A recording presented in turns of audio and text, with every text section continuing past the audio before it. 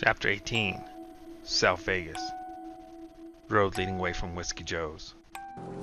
Brian shoots out the parking garage, like a garish clown being shot out of a cannon. A roaring purple bug leaving a trail of broken glass and blood is seen by some pedestrians near the parking garage. With incredible speed, the bug makes a right-hand turn and disappears down the street with a roar. With some precise manual shifting, Brian escapes the chaos of Whiskey Joe's casino. This bug may be small, but it's incredibly fast.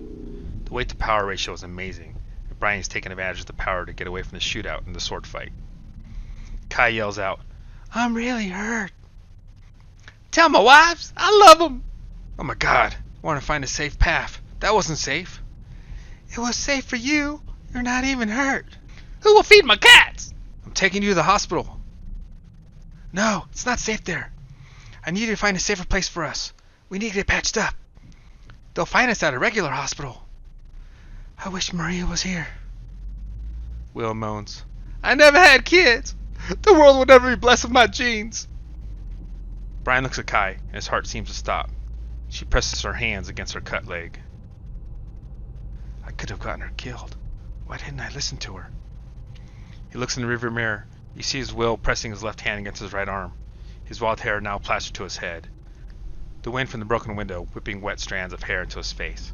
Brian squeezes his left hand tight around his coin, and he imagines finding a safe place for all of them. A safe place to get medical help. He feels a tugging in his belly, and he hits the gas.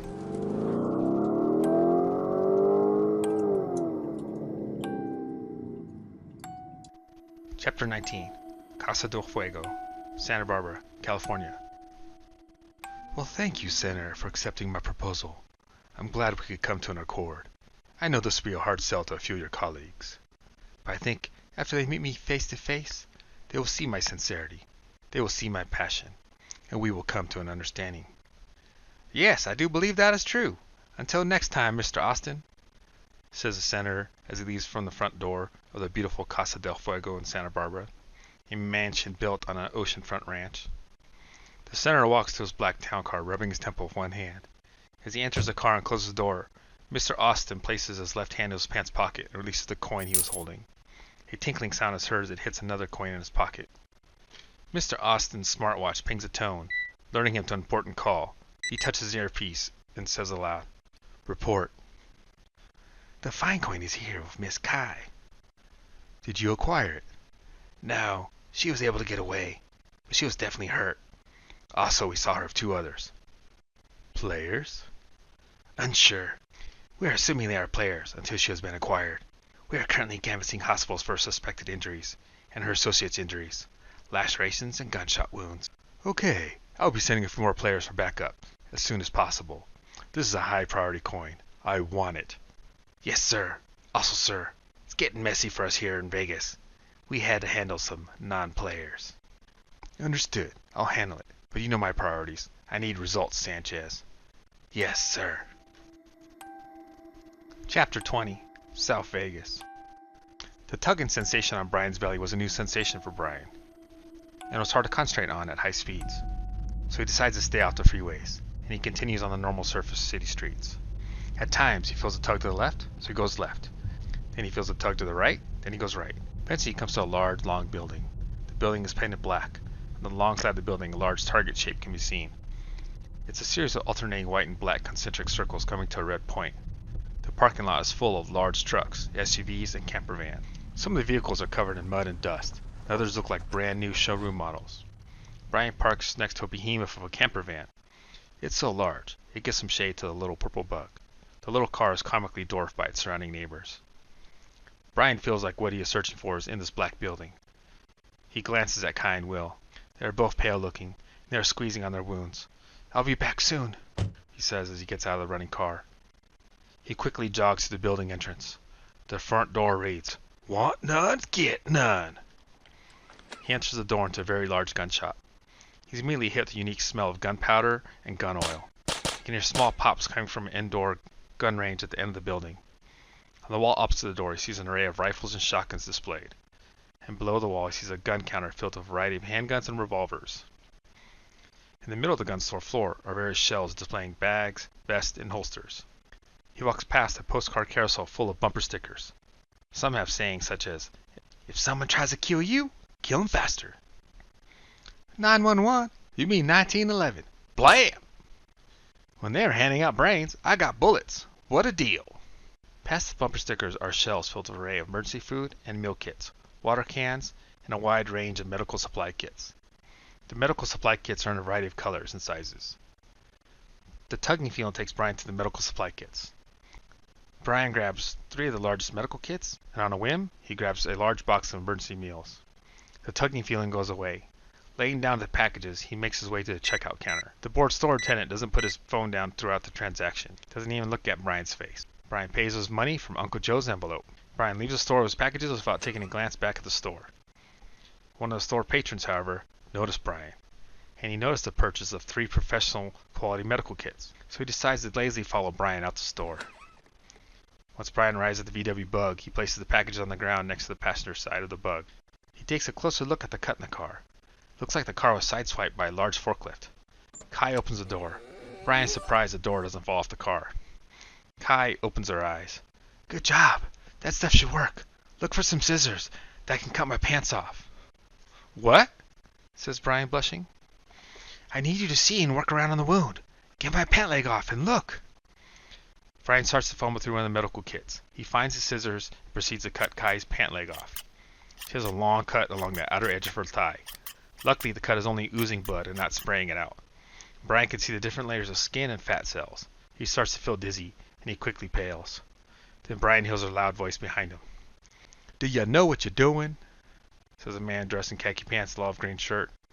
He has his arms crossed and a concerned look on his face. He has a slight bulge on his right hip. It's definitely a gun. Startled, Brian looks back at the man. No, I'm only a line cook, and we had something of our car. Out of desperation, Brian asks, Can you help? The man looks at the side of the car and says in a hard-to-place accent, You could call 911. We're in a bind, and we can't, says Kai. Well, I was a medic.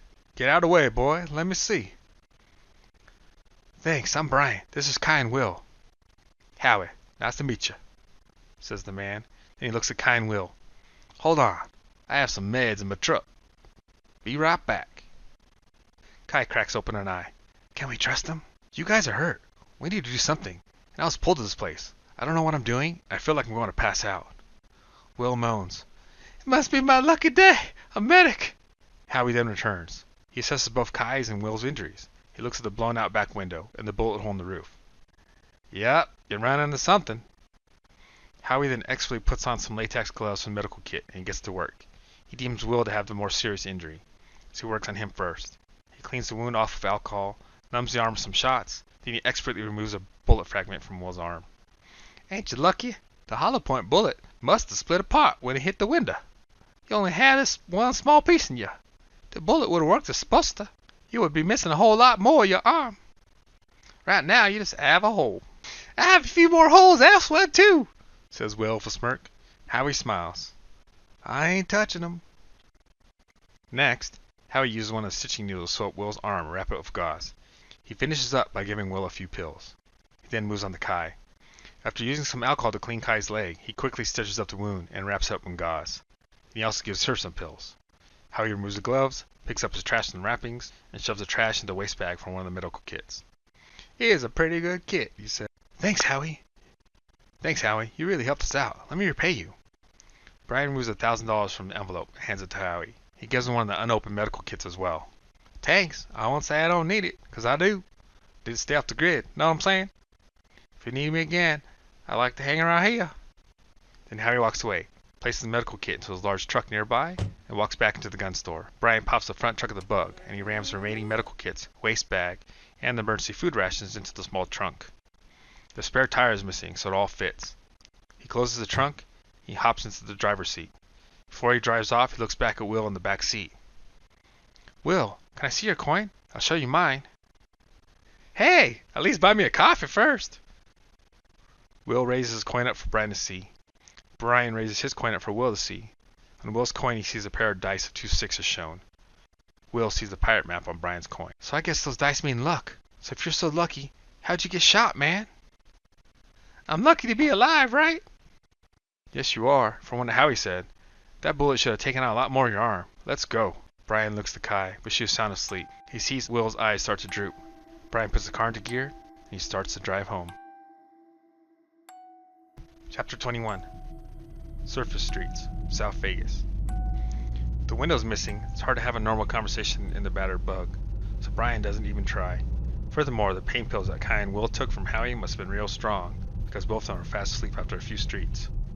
Brian glances inside the bug and sees bits of safety glass everywhere, and he sees the dried blood on all the seats. I hope I don't get pulled over by the police. How the hell do I explain this? Yes, officer. I have a magic coin. Some other dudes with magic coins are trying to kill us and take our magic coins. No, not other stage magicians, officer. Brian makes it home without incident, without running into any police. With his room rental, he's allowed to park in one of the spaces in the two-car garage. So he parks the car in front of the sliding garage door and hops out of the bug. He walks to a pin pad inside the garage and punches in a code. The garage door slides open. He hops back into the car and pulls into the leftmost spot. Kai and Will will start to wake up when entering the darkened garage. Where are we? My house, says Brian. I need to get out of here.